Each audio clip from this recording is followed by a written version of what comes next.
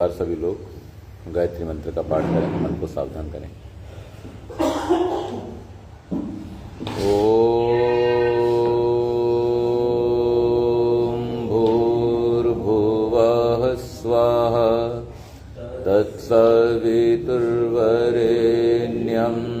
भर्गो देवस्य धीमहि धियो यो नः प्रचोदयात्।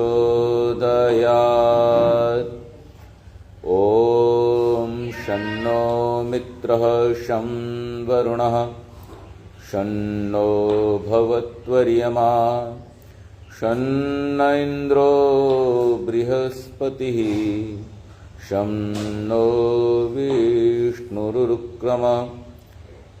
नमो ब्रह्मणे नमस्ते वायो त्वमेव प्रत्यक्षं ब्रह्मासि त्वामेव प्रत्यक्षं ब्रह्म वदिष्यामि ऋतं वदिष्यामि सत्यं वदिष्यामि तन्मामवतु तद्वक्तारमवतु अवतु मामवतु वक्तारम् अवतु मामवतु वक्तारम्। ओम शांति शांति शांति। वंदनीय मातृशक्ति, उपस्थित सज्जनों,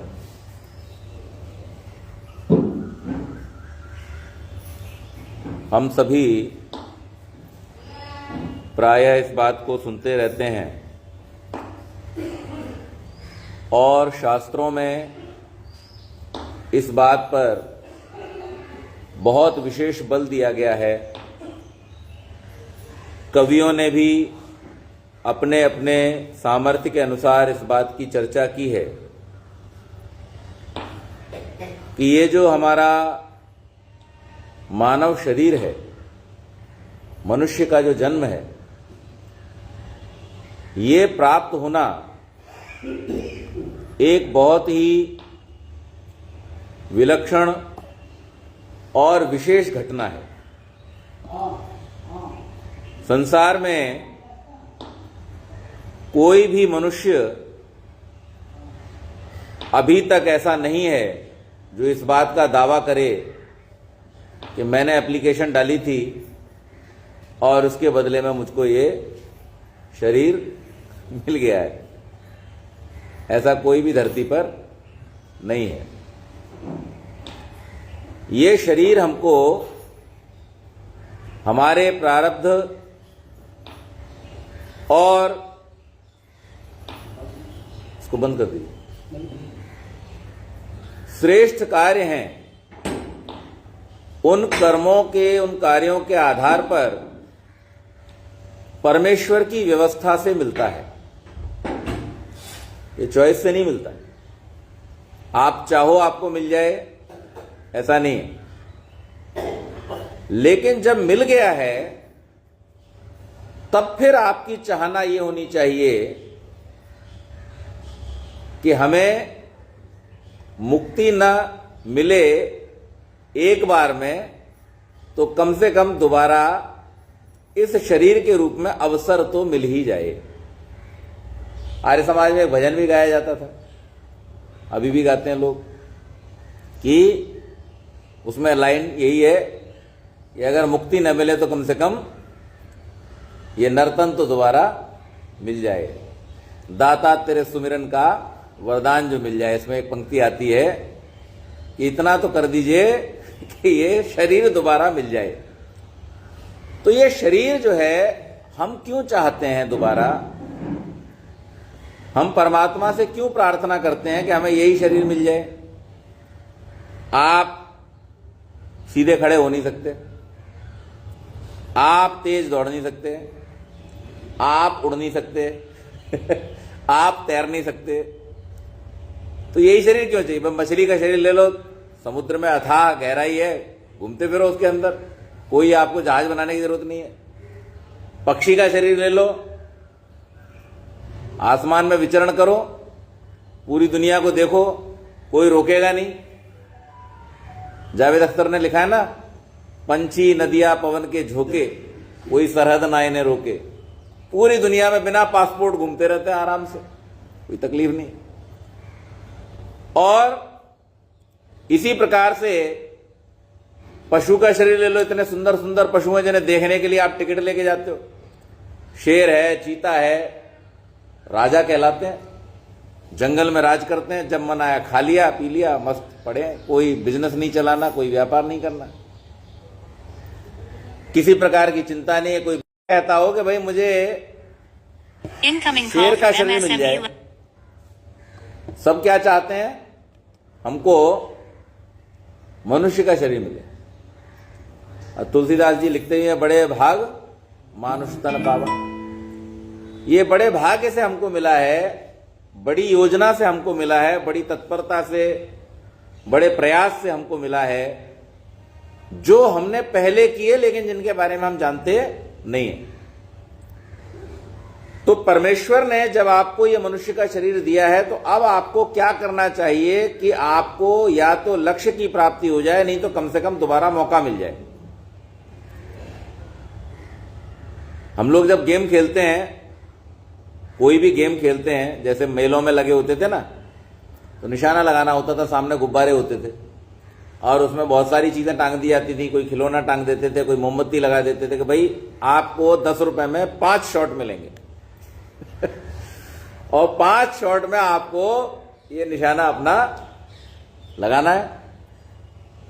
तो हमें क्या चाहिए होता है, दोबारा मौका। भाई एक बार में नहीं हुआ तो चलो दोबारा मौका मिल जाए, तिबारा मौका मिल जाए। तो 5-5 मौके मिलते हैं तो भाई बहुत बढ़िया बात है। लेकिन यह मनुष्य जीवन में ऐसा चांस हमारे पास में बाई चॉइस नहीं है कि हम मूल्य भर करके, कोई बड़ा सेठ चाहे जिसके पास अथाह संपत्ति हो और बुलावा आ गया है और वो चाहे कि मैं अपनी थोड़ी संपत्ति दान करके थोड़ा समय बढ़वा लूं, ऐसा होता नहीं। एक्सटेंशन नहीं मिलता। क्या होता है, जितना जैसा समय है उतना आपको काटने को मिलता है और उसके बाद में आप केवल एक ही काम कर सकते हो, प्रार्थना। उसके अतिरिक्त आप कुछ नहीं कर सकते, है ना। डॉक्टर्स भी जब देख लेते हैं कि अब यहां से पैसा भी नहीं बन सकता है, तो फिर वो कहते हैं भाई अब तो प्रार्थना कीजिए, दुआ कीजिए, अब कुछ नहीं हो सकता, है ना। दवा का काम बंद, अब दुआ का काम चालू, प्रार्थना का काम चालू। तो एक स्थिति पे जाके बड़े बड़े वैज्ञानिक, बड़े बड़े दार्शनिक, बड़े बड़े चिंतक, बड़े बड़े चिकित्सक, सबने इस बात का अनुभव कर लिया है कि हमारी जो क्षमता है वो एक सीमा तक है, उसके आगे हम कुछ भी नहीं कर सकते। इस संपूर्ण व्यवस्था को चलाने वाली कोई महाशक्ति है जो हमसे बहुत गुना ज्यादा शक्तिशाली है, अनंत गुना शक्तिशाली है। इतनी शक्तिशाली है कि जिन चीजों की हम कल्पना भी नहीं कर सकते, उन सब चीजों को वो अपने सहज स्वभाव से करती रहती है, वो सब चीजें चलती रहती है। तो इतनी महान शक्ति जो है वही हमारे जीवन को संचालित करती है और वही हमें जीवन प्रदान भी करती है। तो अंत में व्यक्ति को यही समझ में आता है कि भाई आवश्यकता इस बात की है कि हम उसी शक्ति से प्रयास करें, प्रार्थना करें कि वो हमको दोबारा से चांस दे दे। लेकिन ऋषियों ने इसके लिए एक जीवन शैली के रूप में हमको उपाय बतलाया है कि अगर हम उस प्रकार की जीवन शैली अपना लेते हैं, उस प्रकार की योजना अगर अपने जीवन की बना लेते हैं, तो निश्चित मानिए कि ये जो हमारी यात्रा है वो सरल भी हो जाती है और उसके साथ साथ हमको दूसरा अवसर मिलने की भी स्थिति बन जाती। वो यात्रा किस प्रकार से है, मैं एक कथा आपको बताता हूं। एक किसान के 4 बेटे थे और बड़े यत्न पूर्वक वो किसान उनको पाल पोस करके बड़ा किया। जब वो बड़े हो गए, योग्य हो गए, तो किसान ने सोचा कि अब हम आपको कुछ जिम्मेदारियां दे देते हैं। अब पिता किसान था तो पिता की दृष्टि तो सब संतानों पर बराबर होती है। तो उस पिता ने कहा कि भाई देखो, मैंने तुम लोगों के लिए कुछ काम निर्धारित किए हैं, तुम्हारी योग्यता के अनुसार तुम्हें उस प्रकार से उन कार्यों को करना होगा। उन्होंने कहा ठीक है पिताजी, आप जैसा आदेश करें। तो पिता ने एक व्यक्ति को कहा, एक बच्चे को कहा आपने कि तुम्हें देख करके, तुम्हारे आचरण को, तुम्हारे व्यवहार को, तुम्हारी योग्यता को देख करके मुझे ऐसा लगता है कि तुमको ये जितनी भी हमारी खेती बाड़ी है इसकी व्यवस्था संभालनी चाहिए। यानी क्या उगेगा, कौन सी ऋतु में बोया जाएगा, किस प्रकार से उसकी सुरक्षा की जाएगी, किस प्रकार से उसका व्यापार किया जाएगा और किस प्रकार से उसका मैनेजमेंट किया जाएगा, जो धन आएगा, ये व्यवस्था करने की योग्यता तुम्हारे अंदर मैं देखता हूं, इसलिए तुमको ये कार्य सौंपा जाता है। दूसरे बेटे को बुलाया, उससे कहा कि भाई देखो, मुझे ऐसा लगता है कि तुम्हारे अंदर ये योग्यता है कि तुम इस पूरे जो हमारी बड़ी खेती है, क्योंकि अनेक प्रकार के पशुओं के आक्रमण होते रहते हैं और कई बार गांव में जो लोग परिचित होंगे मालूम होगा कि गांव में अक्सर झगड़े किस बात को लेके होते हैं कि हमारी आधा फुट तुमने मेड़ काट ली। तो इस प्रकार के भी हमले होते रहते हैं। तो पशुओं से और दूसरे लोगों से इस खेती को सुरक्षित रखा जा सके, किसी भी प्रकार से इसको हानि कोई न पहुंचाने पाए, इसलिए तुम पूरी सुरक्षा की व्यवस्था करो, क्योंकि तुम्हारे अंदर वो योग्यता मुझे दिखाई देती है। और तीसरे वाले से कहा कि भाई तुम्हारे पास में ये योजना बहुत अच्छी है, तुम इसको कैसे मैनेज करना है वो बहुत अच्छी तरह जानते हो कि खेती कैसे की जाए।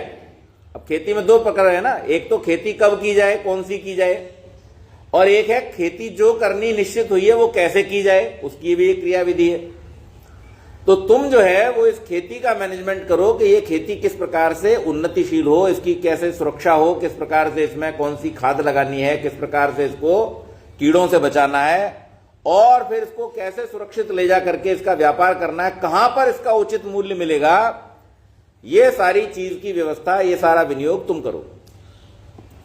और चौथे वाले से कहा कि भाई तुम्हारे अंदर जो प्रवृत्ति है, तुम्हारे अंदर जो योग्यता है वो इस बात की है कि तुम सबके लिए, सारे कार्यों के लिए उपयोगी हो और जैसी जैसी योजना ये लोग बनाते हैं तीनों भाई तुम्हारे, वैसी वैसी योजना में उनको सहयोग करो। क्योंकि कोई एक व्यक्ति तो चाहिए ना, जब मैं कोई कार्य करने जा रहा हूं तो मुझे उसमें एक सहयोगी की आवश्यकता होगी। तो उसमें सहयोग किस प्रकार हो इसकी व्यवस्था तुम करो और देखो इन तीनों का काम किस प्रकार से अच्छी तरह से चले। अब इस कथा को सुनकर के आपको क्या इस बात का अनुमान लगता है कि इन चारों भाइयों में बड़ा भाई कौन सा था? कोई बता सकता है? इन चारों भाइयों में बड़ा भाई कौन था? है? तीसरा नंबर बड़ा भाई था। कैसे? नहीं, सारा मैनेजमेंट तो पहले वाले को दिया हुआ था। कौन बड़ा था इनमें? चौथा वाला बड़ा था। हाँ जी, चौथा वाला बड़ा है। कैसे पता चला? सारी कार्यों का उसको सहयोग का जिम्मेदारी। बहुत बढ़िया बात, संजय जी ने बहुत अच्छी बात कही। लेकिन मजेदार बात आप ये देखो कि आज जो हमारा समाज है उसमें चौथा वाला सबसे छोटा गिना जाता है, जो सेवा के काम में लगा हुआ है। हमने जो अपने समाज का ढांचा बनाया हुआ है उसमें क्या कर रखा है हमने? जो सेवा के कार्य में लगा है, जो सबको सहयोग कर रहा है, जो सबके काम आ रहा है, वो कौन है?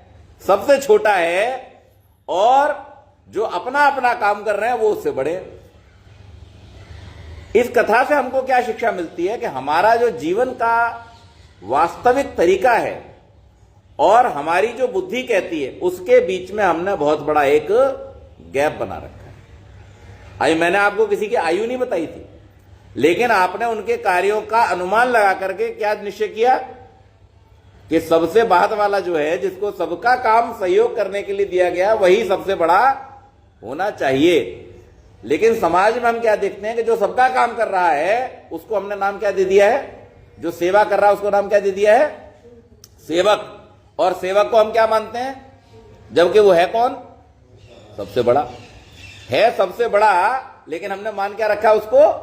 सबसे छोटा। तो इस कथा से हमको क्या समझ में आ रहा है कि हम जिस रास्ते पर चल रहे हैं और हमारी बुद्धि जिस रास्ते पर चल रही है वो दो अलग अलग रास्ते हैं। इस संसार के प्रत्येक व्यक्ति को अगर आप एक प्रश्न करें छोटा सा, उससे पूछिए भगवान कहां है, तो क्या बोलेगा?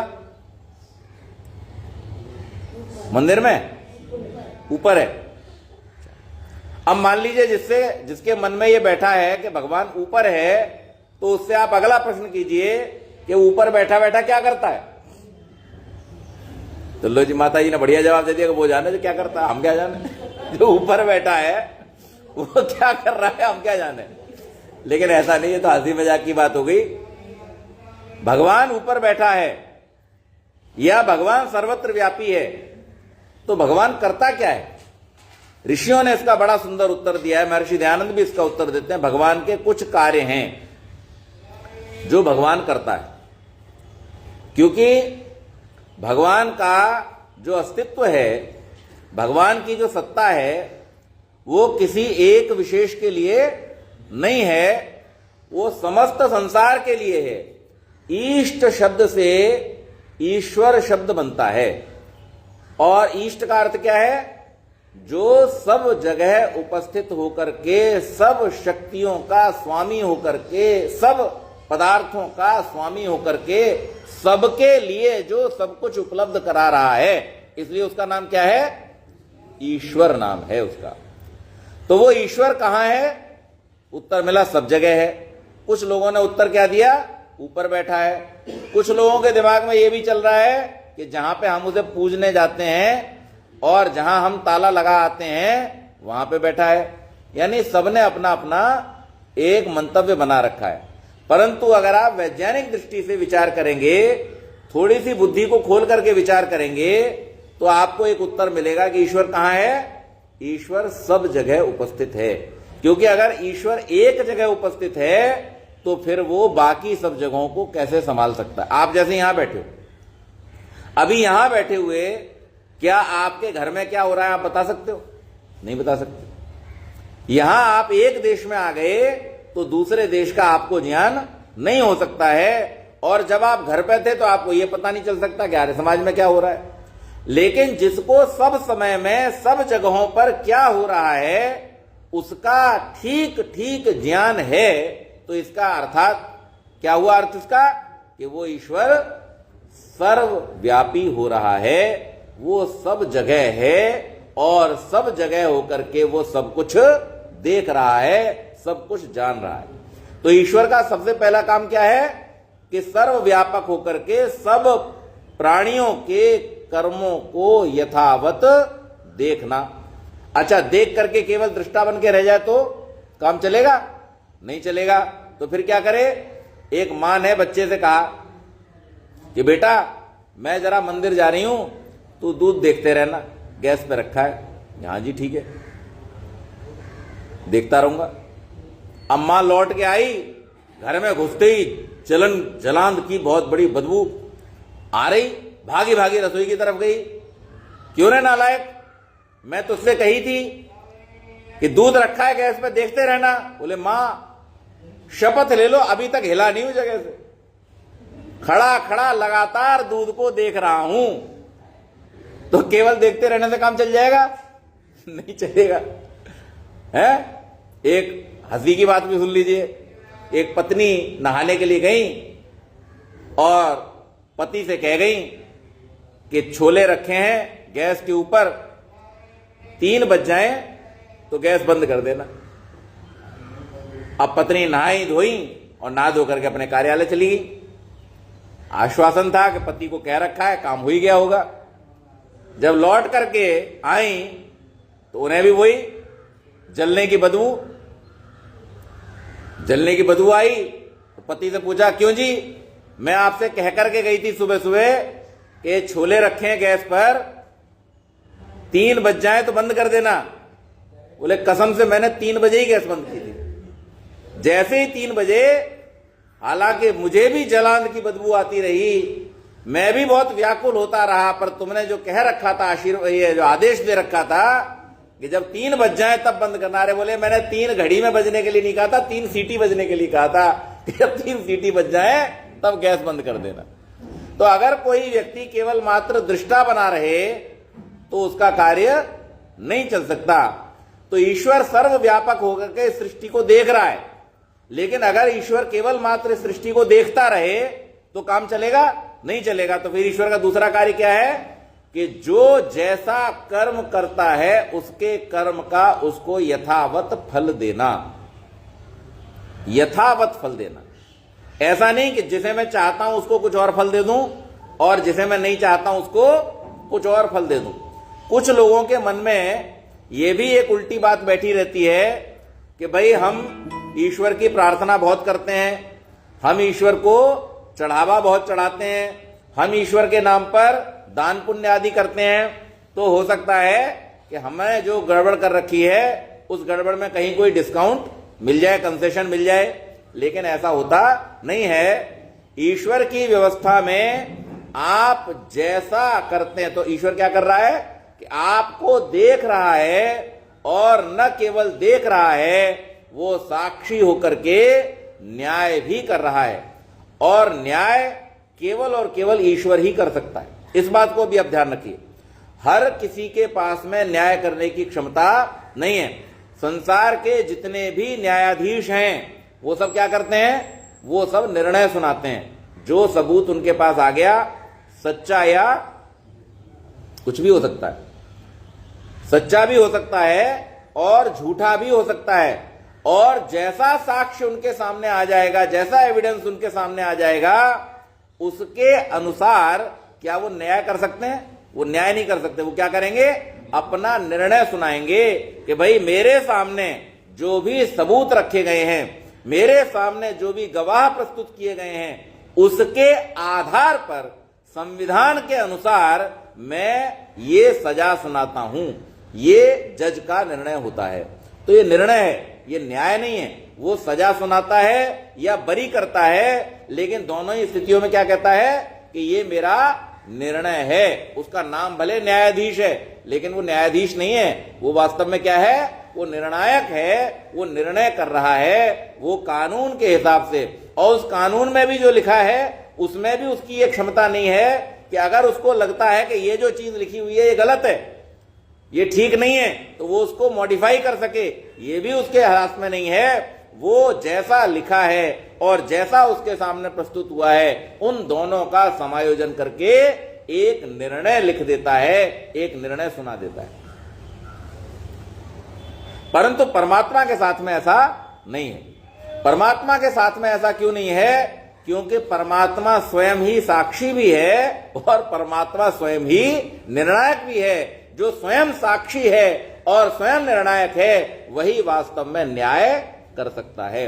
और उस न्याय को करने के लिए उसने किया क्या है? आपके अंदर ही अपने जासूस को बिठा दिया है। आपके अंदर बिठा रखा है, बाहर नहीं, है ना। हम लोग तो ज्यादा जासूसी करनी हो तो भी क्या करते हैं? सीसीटीवी कैमरा लगा देते हैं, तो हमें पता चलता रहे कि भाई क्या हुआ था, एक्चुअल में हमें दिखाई दे जाए। लेकिन लोग जो है उसके लिए भी क्या, आप जैसे ये कैमरा लगा है, छोटा सा एक ढक्कन लो, इसके ऊपर लगा दो, काम खत्म इसका। लेकिन परमात्मा ने जो जिस प्रकार का कैमरा बिठाया है, जिस प्रकार का जासूस आपके अंदर बिठाया है, उससे आप बच नहीं सकते हैं। वो जासूस कौन है? वो है आपका अंतःकरण। 4 आदमी बिठाए, 4। वो केवल मात्र जासूसी नहीं है, वो आपके मित्र भी हैं। कौन कौन? मन, बुद्धि, चित्त और अहंकार। मन क्या करता है? मन का काम है कि सामने जो वस्तु उपस्थित हुई और आपको दिखाई दी, या सामने जो घटना हो रही है आपको दिखाई दी, आपको अपनी श्रवणेंद्रिय से सुनने को मिली, या सूंघने को मिली, या चखने को मिली, या देखने को मिली, और स्पर्श करने को मिली। इन 5 जो रिसीवर हैं, जो आपके ज्ञान तंत्र हैं, उन ज्ञान तंत्रों से मन जो कुछ भी जानता है, उस जाने हुए के अनुसार वो निर्णय लेता है। कहां से निर्णय लेता है? निर्णय लेने के लिए उसको एक और में मुझे क्या करना चाहिए, या ये परिस्थिति मेरे सामने आई है, इस परिस्थिति में मुझे क्या करना। उन्होंने देखा होगा कि जो व्यक्ति अपने सामने आने वाली परिस्थितियों को जल्दी से एनालाइज करके ठीक ठीक निर्णय ले लेता है, उसको कार्य में तरक्की मिलती है, उसको बुद्धिमान कहा जाता है। आपकी एनालिटिकल पावर कितनी है, आपके अंदर एनालिसिस करने की पावर कितनी अच्छी। आजकल सबसे जो ज्यादा ट्रेंड में पढ़ाई है उसका नाम क्या है? Business analytics. आप बदलते हुए परिवेश में अपने व्यापार को कैसे अनुकूलित कर सकते हैं, आप आने वाले चेंजेस के साथ में कैसे एडेप्टेशन और किस प्रकार से आप एडजस्टमेंट बिठा सकते हैं। अगर ये कला आपको नहीं आती है, आप इस बदलते हुए इस वॉलेटिलिटी के युग में आप थोड़े ही दिनों में आउटडेटेड हो जाएंगे। आपके व्यापार को कोई पूछेगा नहीं अगर आपने उसके साथ में सामंजस्य नहीं बिठाया। तो आज बड़े बड़े कॉर्पोरेट हाउस क्या करते हैं, बहुत बड़े बड़े पैकेजेस पर उन बच्चों को, उन युवाओं को या उन अधिकारियों को अपने यहां पर लाते हैं जिनके अंदर बिजनेस एनालिसिस करने की कैपेसिटी होती है, योग्यता होती है। तो बुद्धि का काम क्या है, वो निर्णय करती है और निर्णय किस आधार पर करती है, एनालिटिक्स के आधार पर करती है। जो उसने एनालिसिस करनी है, उस एनालिसिस में काम क्या आता है, उस एनालिसिस में काम आता है डेटा। क्यों जी, आप एनालिसिस किसके आधार पर करोगे, आपको डेटा चाहिए और वो डेटा कहां है, उसके लिए तीसरा उपकरण दिया है, वो है चित्त। आपका जो चित्त है वो क्या है, डेटा बैंक है। चित्त के ऊपर इस जन्म के नहीं, जन्म जन्मांतर के संस्कारों को परमात्मा ने सुरक्षित करके रखा है।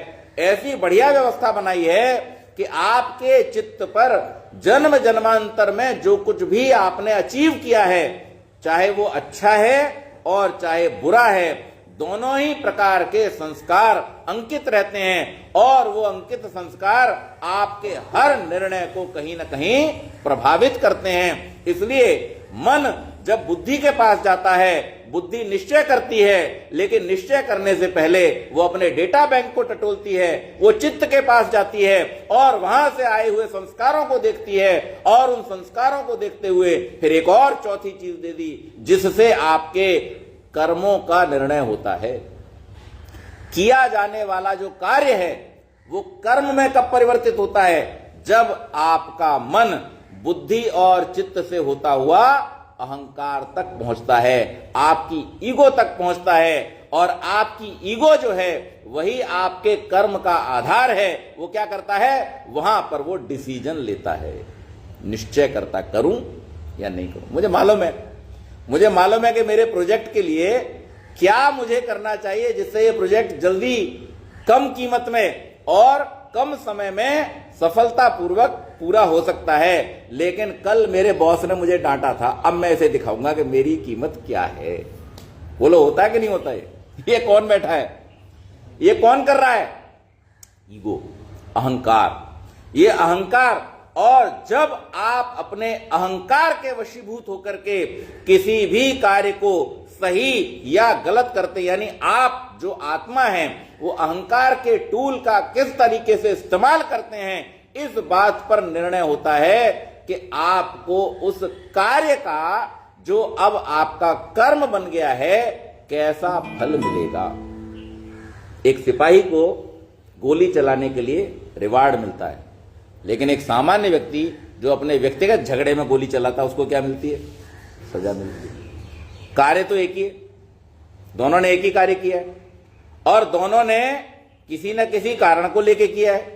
तो कारण भी वैसा का वैसा है, उसके पीछे जो जिस वजह से, जिस इमोशन में वो हुआ है वो भी सेम है। क्रोध है, सिपाही को भी क्रोध है, उस व्यक्ति को भी क्रोध है और एक्शन भी सेम है। उसने भी गोली चलाई है, इसने भी गोली चलाई है, लेकिन एक को रिवार्ड मिल रहा है और एक को अवार्ड, एक को पनिशमेंट मिल रहा है। इसकी वजह क्या है, इसकी वजह है इंटेंशन, जो आपके कर्म का निर्धारण करता है। क्योंकि आपको फल कार्य का नहीं मिलता है, कार्य का तो क्या होता है, परिणाम होता है। कोई भी क्रिया जो आप करते हैं उसका क्या होता है, परिणाम। फल किसका होता है, कर्म का। और कर्म जो है वो क्रिया से भिन्न है, क्योंकि क्रिया फल देने वाली है और कर्म, क्रिया परिणाम देने वाली है और कर्म जो है वो फल देने वाला है। तो कर्म क्या है, कर्म है वो इंटेंशन जिसके द्वारा वो क्रिया की गई। तो ये चार जो टूल परमात्मा ने आपको दिए हैं, ये आपके अंदर बिठा दिए हैं और इन्हीं से रिपोर्ट मांगता है परमात्मा कि भाई बताओ, ये जो कार्य तुमने किया था ये किस इंटेंशन से किया था। दुनिया का कोई सीसीटीवी कैमरा आपके इंटेंशन को नहीं नाप सकता, आपके इंटेंशन को कैप्चर नहीं कर सकता। अगर कोई कर सकता है तो वो केवल परमात्मा ही कर सकता है। इसलिए परमात्मा ने आपके अंदर वो सिस्टम बिठा के रखा है कि वो जब आपका समय न्याय करने का आता है तो वो ठीक ठीक न्याय आपके ही रिपोर्ट के अनुसार करता है, उसे कहीं और से रिपोर्ट नहीं चाहिए। इसलिए वेद हमको क्या उपदेश करता है, असुरिया नाम ते लोका अंधेर तमसा वृता तांस्ते प्रेत्यापि गच्छन्ति ये के चात्महनो जनाः। जो आत्महनन करने वाले लोग हैं, अर्थात जो अपने मन की बात को, अपनी आत्मा की आवाज को नहीं मानते हैं, उसको नहीं सुनते हैं, अपने अनुकूल आचरण नहीं करते हैं, अपने व्यवहार के प्रतिकूल आचरण करते हैं, ऐसे सब लोग घोर अंधकारमयी लोकों में जाते हैं। लेकिन ऋषि आगे कहते हैं परमात्मा साक्षी है, परमात्मा न्याय कर रहा है, लेकिन न्याय करने के साथ साथ परमात्मा बड़ा दयालु भी है, बहुत दयालु है। बोले जी देखो, अगर यहां आप अपने ऑफिस में काम कर रहे हो और मान लीजिए आपका कोई बॉस आपके पीछे 2 आदमी लगा दे कि भाई इनको देखो ये क्या काम करते हैं दिन भर, इन्हें 8 घंटा काम करने की सैलरी मिलती है, 8 घंटा काम करते हैं कि नहीं करते हैं। बोला आप क्या करोगे? आप पहला काम ये करोगे कि अपना रिज्यूमे 2-4 और जगह भेजोगे कि भाई यहां तो मेरा जीना हराम है, मुझे दूसरी जगह जॉब चाहिए, क्योंकि यहां मैं काम नहीं कर सकता। क्यों नहीं कर सकता मैं? उसने आपका काम तो कोई बाधित नहीं किया है, लेकिन उसने क्या किया है, अपना जो धन वो आपको दे रहा है तनख्वाह के रूप में, सैलरी के रूप में, उसको सुरक्षित करने के लिए उसने क्या किया, अपने और धन को खर्च करके 2 आदमी लगाए हैं केवल ये देखने के लिए कि आप बराबर काम कर रहे हो नहीं। अच्छा, इसमें बेईमानी है कोई? इसमें उसने कोई बेईमानी किया आपके साथ, लेकिन फिर भी आप दूसरी जॉब ढूंढने चल। क्यों? क्योंकि आपका सारा सुख किसमें है? स्वतंत्रता में है। जैसे ही आपकी स्वतंत्रता आपसे छीनी जाएगी, दुनिया की सबसे अच्छी नौकरी भी आपको खराब लगने लगेगी, आपका दम घुटने लगेगा, आप दूसरी नौकरी ढूंढना शुरू करोगे। अरे पैसा भले कम मिले, पद भले छोटा मिले, लेकिन स्वतंत्रता तो हो काम करने की। यहां तो हर समय सिर पे चढ़े रहते हैं, बराबर है। तो परमात्मा की दया देखिए, वो चाहे तो उसके पास में ऐसे दिव्य पदार्थ हैं, ऐसी दिव्य शक्तियां हैं जिनको वो हर समय आपके सिर पे बिठा के रख सकता है। लेकिन उसने क्या किया है, उसकी दया देखो, उसकी कृपा देखो कि जब जब आप कुछ अच्छा करने के लिए चलते हो, वो किसी और को नहीं भेजता, आपके ही मन में आनंद और उत्साह उत्पन्न कर देता है, ताकि आप और तत्परता से उस कार्य को करें, आप सबको बता बता के उस कार्य को करें। आपके अंदर इतना उत्साह आ जाता है, और जैसे ही आप कोई गलत काम करने के लिए चलते हो, वही परमात्मा आपके अंदर भय, शंका और लज्जा पैदा करता है। आपके मन में अपने आप विचार आता है, अरे पकड़े गए तो, अरे किसी को पता चल गया तो, किसी ने देख लिया तो।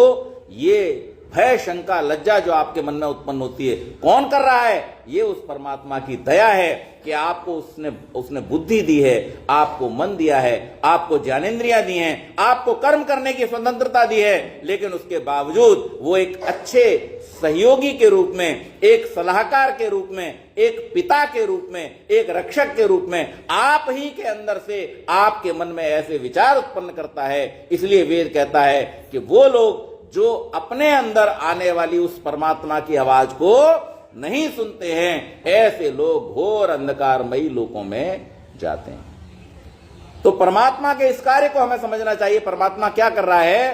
परमात्मा हमें निरंतर हमारे ऊपर दया और कृपा बरसा रहा है। और परमात्मा क्या करता है? प्राणियों का जो कर्म है, उस कर्म के अनुसार जो उनका फल बनता है, उस फल को प्रदान करने की भी यथायोग्य व्यवस्था कौन करता है? परमात्मा ही करता है। कोई मनुष्य कर सकता है क्या? आप जरा कल्पना कीजिए, इस संसार में कितने प्रकार के जीवित प्राणी हैं। अभी जीव विज्ञान खोज में लगा हुआ है लगातार, अभी ढूंढ रहे हैं और नया और नया और नया, न जाने कितनी प्रजातियां, करोड़ों प्रजातियां ढूंढ चुके हैं, देख चुके हैं, उसके बावजूद भी कुछ ना कुछ उनको नया मिलता रहता है। इतने सूक्ष्म और इतने विशालकाय जीव उस परमात्मा ने संसार में बनाए हैं। लेकिन मुझे यह बतलाइए, ऐसा कौन सा जीव है जिसके लिए मनुष्य ने कोई भी भोग्य सामग्री स्वयं तैयार की हो?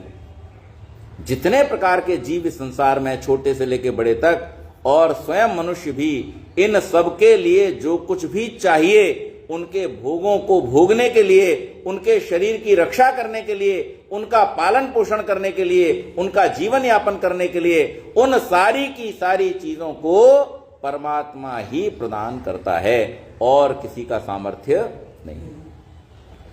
आप सोचिए, हम इस संसार पर जरा दृष्टि डालें, कितना विचित्र उसने ये संसार बनाया है। इस संसार की एक एक चीज इतनी वैज्ञानिक है, इतनी सटीक है कि जिसमें आपका जीवन आसानी से व्यतीत हो सकता है। किसी प्रकार की आपको कोई परेशानी नहीं होती है।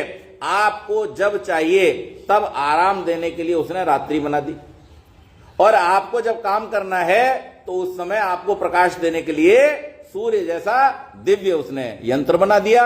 आपको दिन निकलते ही चेतना आ जाती है, आप कार्य करने के लिए प्रवृत्त हो जाते हैं, और आपको उसके लिए जो सबसे आवश्यक चीज है आपके जीवन में कार्य को करने के लिए, वो क्या है? वो दो चीजें हैं, एक है प्रकाश और दूसरा है चेतना।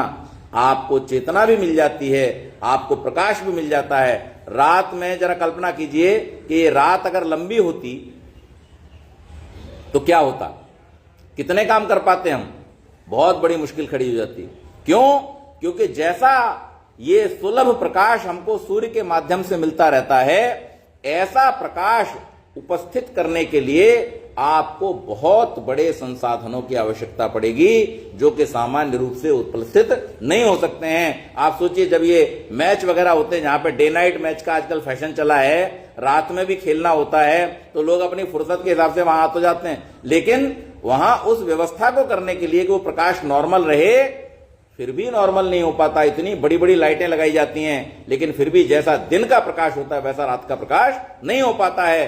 तो परमात्मा ने ऐसी सुंदर व्यवस्था की है कि आपको सूर्य के रूप में, चंद्रमा के रूप में, नक्षत्रों के रूप में, और सबसे बड़ी चीज देखिए, जहां पर आपको पैदा किया है उस स्थान पर आपके लिए जितने साधन आवश्यक हैं, चाहे वो अनाज है, चाहे वो जल है, और चाहे वो अन्न औषधियां आदि हैं, वो सारी की सारी चीजें परमात्मा ने यहां पर पृथ्वी पर उपस्थित की हैं। वैज्ञानिक दौड़ लगा रहे हैं ब्रह्मांड में, इधर चले जाएं उधर चले जाएं, यंत्रों को भेज रहे हैं, कोशिश कर रहे हैं कहीं पे तो कोई ऐसा स्थान हो जहां पर कि हम जाकर के थोड़ी बहुत पॉपुलेशन को शिफ्ट कर दें, वहां पर जाकर के उनका जीवन चल जाए।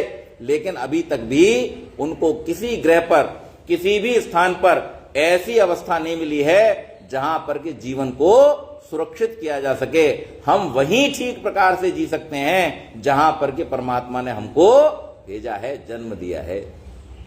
क्या परमात्मा की एक क्षमता नहीं है कि कुछ जीवों को मंगल पे पैदा कर दे, कुछ को चंद्रमा पे पैदा कर दे, कुछ को सूर्य पे पैदा कर दे? भाई उसी ने बनाना है। लेकिन इन सबके संयोजन से जहां पर जीवन ठीक ठीक व्यवस्थित होता है। आपकी पृथ्वी इस सौरमंडल में कहां पर है? आप विचार करें जरा इस बात पर। आपकी पृथ्वी न तो एकदम सूर्य के पास है और न सूर्य से एकदम दूर है। पृथ्वी को ऐसे स्थान पर बिठाया है परमात्मा ने कि जहां पर जितना प्रकाश, जितनी ऊष्मा, गर्मी आवश्यक है, उतनी उतनी पृथ्वी पर उपस्थित हो रही है। ये अगर शुक्र के स्थान पर पहुंच जाती, यानी सूर्य की तरफ थोड़ा और आगे बढ़ जाती, तो सूर्य के प्रकाश से शुक्र जैसे बहुत तेज प्रकाशमान चमकता है रोज रात को, क्योंकि हमारा सबसे नजदीकी ग्रह वो है, वहां पर गर्मी बहुत ज्यादा है। उस प्रकार की गर्मी से हमारी पृथ्वी पर जो कुछ भी है सब भस्म हो जाता। और जो कहीं चले जाते थोड़ा पीछे की तरफ, बृहस्पति या शनि की तरफ, तो वहां क्या होता? वहां पर हमारी पृथ्वी पर जो कुछ भी है वो सारा का सारा बर्फ बन जाता, जम जाता। लेकिन परमात्मा ने कैसी सुंदर व्यवस्था बनाई है कि इस पृथ्वी को उन ग्रहों के बीच में ऐसे स्थान पर रखा है कि हर ग्रह से जैसे जैसे आकर्षण के माध्यम से जैसे जैसे पदार्थों के निर्माण की यहां जीवन के लिए आवश्यकता है, वैसे वैसे पदार्थ यहां पर उत्पन्न हो रहे हैं और उन पदार्थों से हमारा जीवन चल रहा है। इसके साथ साथ उसने पृथ्वी को एक चंद्रमा भी दे रखा है। और इस चंद्रमा से क्या होता है? कभी आपने विचार किया चंद्रमा क्या करता है आपके लिए? हाँ जी, कभी इस बात पे विचार किया है? समस्या यही है, मैं अपने भाषण के अंत में वहीं पहुंचूंगा जिस बात पर मैं आपको ले जाना चाहता हूं शुरू से। हम कभी इस बात पे विचार नहीं करते कि परमात्मा ने ये सूर्य चंद्रमा जैसे महान पदार्थ हमको दिए हैं, ये चंद्रमा आखिर हमारे जीवन में क्या करता है? आपको जान करके आश्चर्य होगा और इस बात को जानना आपके लिए आवश्यक है। इस पृथ्वी पर जितना भी रस है उस सब रस का, रस कहां होता है? वनस्पतियों में, औषधियों में। रस कहां पर है? आप रस निकालते हो, जिसको रस कहते हो, वो रस कहां से मिलता है आपको? केवल औषधि और वनस्पतियों से। और किसी को रस कहते हो क्या? वो रस उन सब औषधियों और वनस्पतियों में जिस कारण से, क्योंकि वहां पे कोई आपने मोटर थोड़ी डाली हुई है नीचे हरे के, यहां से ऊपर तीसरे फ्लोर पे पानी जब भेजना होता है तो क्या करते हैं? आपको मोटर लगानी पड़ती है, टिल्लू पंप लगाना पड़ता है, उससे पानी जाता है। लेकिन आपने कभी विचार किया कि ये जो सैकड़ों फीट ऊंचे वृक्ष हैं, इन वृक्षों में नीचे से लेकर ऊपर तक कौन सी मोटर पानी लेकर के जा रही है? इस रस को जो नीचे से ऊपर की ओर खींचता है और इस रस में अनेक प्रकार के औषधि गुणों को जो विकसित करता है, वो जो है वो चंद्रमा ही है। इसी चंद्रमा के कारण से नाना प्रकार की वनस्पतियों में अनेक प्रकार के रस और औषधीय गुणों का विकास होता है। और इसी के कारण से जो अनाज के अंदर दाना पड़ता है वो भी चंद्रमा की इस प्रकाश के कारण ही पड़ता है। अगर चांदनी न पड़े तो किसी भी अनाज में दाना नहीं आएगा। इतनी महान व्यवस्था जिसने इस संसार को बना करके दी है, प्राणियों के लिए बना करके दी है, उस परमात्मा का कार्य क्या है? तो ये परमात्मा का कार्य है कि वो कर्म फल तो देता ही देता है, लेकिन उस कर्म के फल को प्राप्त करने के लिए जो जो आवश्यकताएं आपकी हैं, सोचो आप कितनी बड़ी दया उस परमात्मा की है कि उसने केवल आपके कर्मों का फल नहीं दिया, बल्कि उस फल को प्राप्त करने का साधन भी उसी ने हमको बना करके दिया है। और जब इन साधनों का उपयोग करते हुए हम उस परमात्मा का ध्यान करते हैं, स्तवन करते हैं, उसकी कृपाओं का अपने जीवन में अनुभव करते हैं, तभी वास्तव में हमारे जीवन में सच्ची शांति आती है। तो परमात्मा के ये कार्य हैं जो उसके मुख्य कार्य हैं। परमात्मा कैसा दिखाई देता है? आज संसार किसमें लगा हुआ है परमात्मा को लेकर के, कि परमात्मा कैसा दिखाई देता है। आपको देखना क्यों? आपने हवा को देखा क्या? पर काम चल रहा है ना आपका। यहां जो हवा है, हम में से किसी ने देखा है? नहीं देखा। लेकिन हमारा हवा से जो काम है वो चल रहा है ना, सांस आ जा रही है। अच्छा, न होती तो दिक्कत थी, लेकिन जो है और होकर के हमारा जीवन चला रही है। हमने अपने जीवन में कितनी बार ये कोशिश की है कि हम हवा को देखें, कोशिश करें?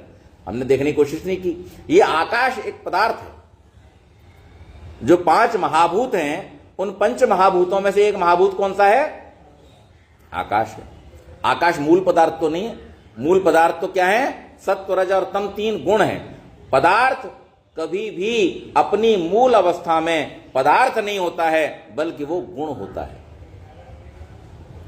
पदार्थ अपनी मूल अवस्था में कभी भी, ये देखो दर्शन का सिद्धांत है वैशेषिक का। क्या सिद्धांत है? पदार्थ अपनी मूल अवस्था में कभी भी पदार्थ नहीं होता है, बल्कि क्या होता है? गुण होता है। उन गुणों के अनेक प्रकार के जो परम्यूटेशंस और कॉम्बिनेशंस होते हैं, उसके आधार पर उसका स्थूल रूप बनता है, और वो स्थूल रूप हमको अनेक प्रकार के पदार्थों के रूप में दिखाई देता है। ये जो देखने की क्षमता है, ये देखने की क्षमता अलग है, और ये जो देखने वाली आंख है, ये आंख अलग है। आंख अंधे के पास भी है, लेकिन उसको दिखाई नहीं। तो हमें यह बात समझनी होगी कि इस संसार का जब हम दर्शन करते हैं तो हमको यह देखना पड़ेगा ये संसार चल रहा है, ये एक है, और इसको चलाने वाली शक्ति जो है वो इससे भिन्न है। जो इस पूरे संसार को चलाने वाली, इसका नियमन करने वाली, इसकी नियामक शक्ति है, उस नियामक शक्ति का नाम क्या है?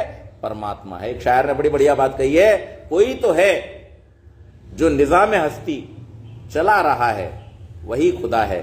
दिखाई देता नहीं नजर भी जो आ रहा है, वही खुदा है। आप संसार को देखेंगे, आपको उस परमात्मा की महानता का दर्शन हो जाएगा। आप संसार को देखेंगे, संसार के नियमों को देखेंगे, आपको उस परमात्मा के ज्ञान विज्ञान का अनुभव हो जाएगा। आप इस संसार में होने वाली बड़ी बड़ी घटनाओं को देखेंगे, जैसे इतने विशाल पिंड अपनी अपनी गति से ठीक प्रकार से संसार में घूम रहे हैं। जब आप इसको देखेंगे तो उसकी सर्वशक्तिमत्ता का आपको अनुभव हो जाएगा। और जब इन सब पदार्थों से अपने जीवन में प्राप्त होने वाले लाभ को आप देखेंगे तो उस परमात्मा की दया, कृपा और करुणा का अनुभव आपको हो जाएगा। बात असल में यह है कि हम परमात्मा के सही स्वरूप को देखना ही नहीं चाहते।